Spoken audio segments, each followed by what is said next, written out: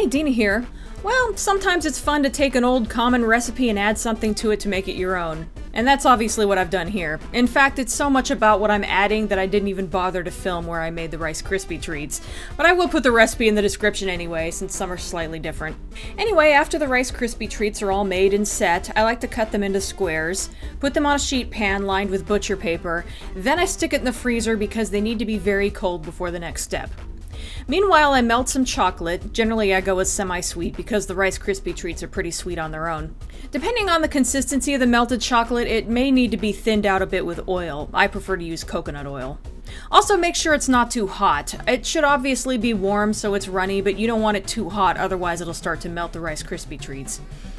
Then you take each Rice Krispie square and dip the bottom into the chocolate. Then you put each one onto the sheet pan and immediately put them back in the freezer. Again, the goal is to keep them as cold as possible so they don't start to melt. I learned that the hard way last year. We will not be storing them in the freezer. So after letting them all chill for a bit, melt some more chocolate if you don't have enough left over, and just drizzle it over the Rice Krispie treats. There's just something about this technique that makes almost any dessert look pretty and professional. Once again, you want the chocolate to be thin so you can get those delicate little strands. Now you can stop here, but since I was making these for Christmas, I decided to drizzle some green candy melts as well.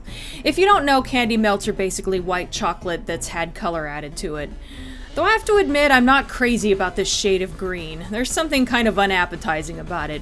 Maybe some red would have balanced it out, but I wanted to save the red candy melts for Valentine's Day.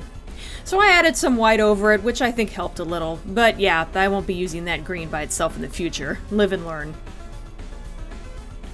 So at this point you can just put these in the fridge so the chocolate can set, and once they're done, store them in a covered plastic container in the fridge.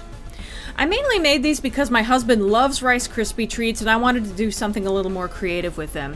At the end of the day, they're just Rice Krispie treats that are partly covered with chocolate, and you can probably imagine how they taste.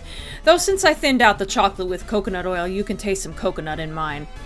But I think they look a bit more festive than without the chocolate. Anyway, if you end up making these, let me know how they turn out. Thanks for watching, and I'll see you next time.